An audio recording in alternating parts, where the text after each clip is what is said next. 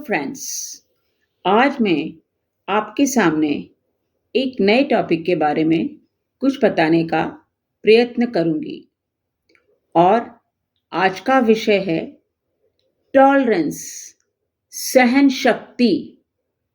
आप सब भी सहन शक्ति रखिए, टॉलरेंस रखिए, अच्छी बातों को सुनने की आदत डालिए, अच्छी बातों को ग्रहण करने की आदत डालिए, इतनी टॉलरेंस रखिए।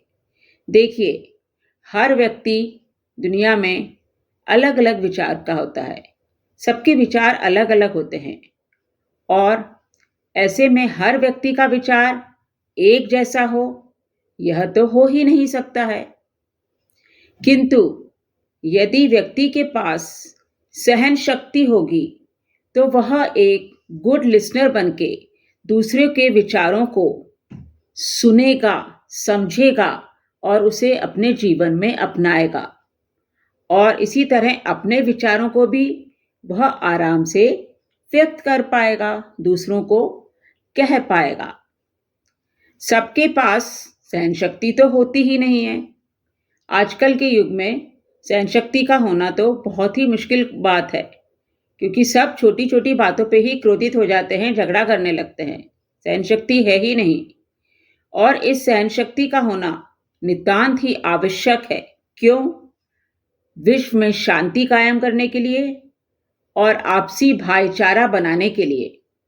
अब आप बोलोगे, विश्व में शांति सहन शक्ति से कैसे आ सकती है?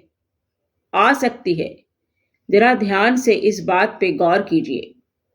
आजकल के इस आधुनिक युग में, मॉडर्न युग में, सहन शक्ति तो ना के बराबर ही है। छोटी छोटी बातों पे नाराज होना, क्रोधित होना, झगड़ा करना एक आम बात होती है। सड़क पर भी आप निकल जाएंगे तो दो लोग आपस में झगड़ा करते हुए मिलेंगे। मतलब सहन शक्ति की कमी, उनमें सहन शक्ति नहीं है। खासकर युवा वर्ग में और बच्चों में तो सहन शक्ति की बहुत ही ज़्यादा कमी है। जो बच्चों ने, युवा वर्ग ने अपने पेरेंट्स से या किसी से भी डिमांड करा और उसी वक्त यदि उनको वह चीज नहीं मिली, बस वो क्रोधित हो जाएंगे, हाथ पांव पटकने लगेंगे, नाराज हो जाएंगे, झगड़ा करने लगेंगे। तो यहाँ पर दर्शाता है कि यहाँ पे उनके पास सहन शक्ति की बेहद कमी है और सहन शक्ति का होना नितांत ही आवश्यक है आजकल के युवा वर्ग में और बच्चों में। देखिए, सब दूर विविधताएं होती हैं, वेरिएशंस होते हैं। सबकी संस्कृति अलग होती है, विचार अलग होते हैं, भावनाएं अलग होती हैं, आस्थाएं अलग होती हैं, विश्वास अलग होते हैं। उन सब चीजों को हमें स्वीकार करना बहुत ही बड़ी बात है। इन सब चीजों में वेरिएशन से, विविधताएं हमें स्वीकार करना पड़ेगा कि हाँ, उसकी संस्कृति अलग है, उसकी भावनाएं अलग है, उसके विचार अलग हैं। इन्हें हमें बिल्कुल दिल से स्वीकार करें, झगड़ा नहीं करें और अपनी सहन शक्ति नहीं खोएं। क्रोध और झगड़ा तो हम छोटी छोटी बातों पे कर लेते हैं और जब दुख आता है, परेशानियां आती है, तब तो कहने ही क्या, तब तो हमारी सहन शक्ति बिल्कुल ही मालूम पड़ता है कि गायब ही हो जाती है, हमारे पास रहती ही नहीं है। और हम इतने ज़्यादा क्रोधित हो जाते हैं छोटी छोटी बातों पे, क्योंकि हम फ्रस्ट्रेटेड होते हैं अंदर से। हम परेशानी में उलझे रहते हैं तो फ्रस्ट्रेटेड भी हो जाते हैं। तो हम परेशानी में होकर, फ्रस्ट्रेशन में होकर हमारा टॉलरेंस बिल्कुल ख़त्म हो जाता है और हम झगड़ा करने लगते हैं। तो ऐसे में क्या होना चाहिए? परिवार में ही व्यक्ति को, परिवार को, समाज को, राष्ट्र को, यदि लाइन से आप सब पंक्ति आपस में जोड़ लीजिए, व्यक्ति से परिवार, कई व्यक्तियों से परिवार बनता है, परिवार से समाज बनता, कई परिवारों से समाज, समाज से राष्ट्र। तो यदि यहाँ पे सब दूर सहन शक्ति आ गई तो विश्व में शांति अपने आप कायम हो जाएगी। और सहन शक्ति आएगी कहाँ से? श्रद्धा और सबूरी, पेशेंस एंड फेथ। आप पेशेंस रखिए और दूसरों पर विश्वास रखिए, तो सहन शक्ति अपने आप, टॉलरेंस आपके पास अपने आप ही आ जाएगी। आपको नैरो माइंडेड बिल्कुल नहीं होना है, ब्रॉड माइंडेड रखिए। अपने विचारों में आप थोड़ा फैलाव रखिए, उसको संकीर्ण विचारधाराओं को मत रखिए, और पेशेंस रखिए, विश्वास रखिए, और एक गुड लिसनर बनके सबकी बातों को समझिए और उनकी बातों को अपने जीवन में लागू करने की कोशिश करिए। यदि वह अच्छी बातें होती हैं तो, अच्छी बातें नहीं हैं तो उनको अवॉइड करिए, मगर झगड़ा मत करिए, क्रोधित मत होइए। तो आप पेशेंस से और फेथ से, मतलब श्रद्धा और सबरी से, टॉलरेंस को जिंदगी में कायम कर सकते हैं। फ्रेंड्स, यहीं पर मेरे को एक स्टोरी याद आ रही है जो मैंने कहीं पर बुक में पढ़ी थी। मैं इस कहानी को आपके साथ शेयर करना पसंद करती हूँ। आप जरा इस कहानी को ध्यान से सुनिए। तो फ्रेंड्स, कहानी कुछ इस प्रकार है।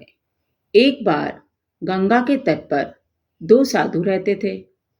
एक साधु तो बहुत ही अच्छे थे, बहुत ही अच्छा व्यवहार करने वाले, अच्छे आचरण वाले।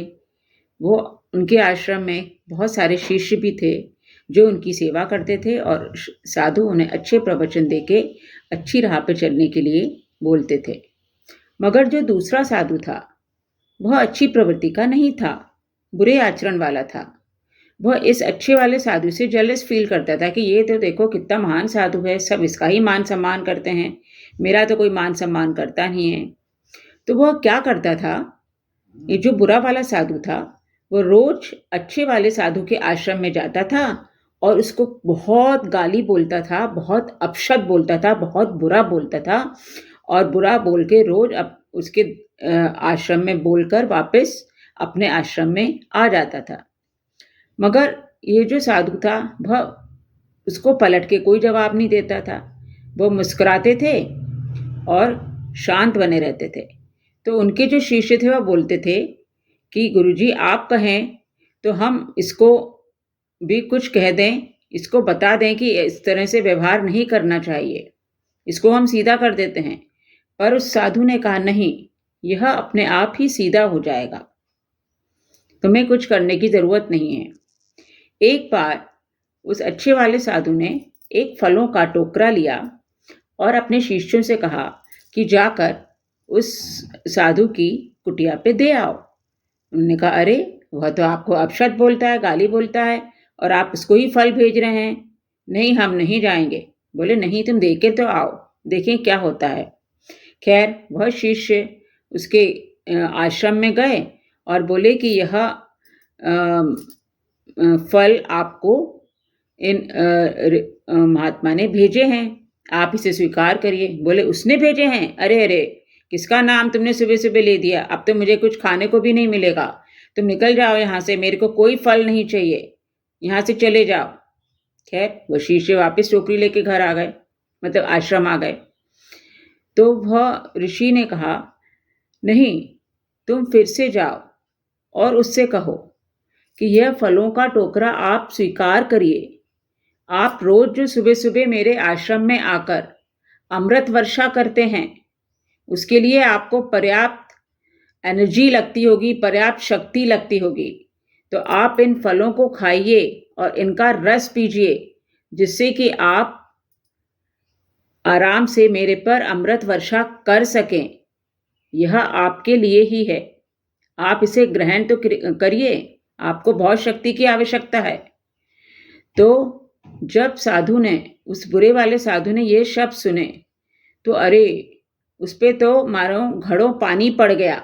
उसने बोला कि यह तो मैंने बहुत ही बुरा करा, मैं जिसके साथ इतना बुरा कर रहा था, और वह उसकी सहन शक्ति देखो, रोज इतना उसको अपशब्द बोलने के बावजूद उसने मेरे से एक भी शब्द मुंह से नहीं निकाला और सब सहन करते चले गए। वह दौड़ता हुआ उनके आश्रम में गया और उनके पैरों पे पड़ गया और बोला कि मैंने तो महाराज आपको एक साधारण मनुष्य समझा था, पर आप तो देवता निकले। तो आपके पास जो सहन शक्ति है वह तो शायद किसी के पास हो ही नहीं सकती है। और उन्होंने एक सबक लिया कि हमें सहन शक्ति धारण करना है और कभी भी किसी को बेमतलब के लिए अपशब्द नहीं बोलना है। जेलसी की भावना लाके कि दूसरे का अच्छा हो रहा है, दूसरा व्यक्ति अच्छा है तो हम उसको बुरा करार कर दें, नहीं, ऐसा हमें नहीं करना है। तो सहनशीलता से क्या आता है?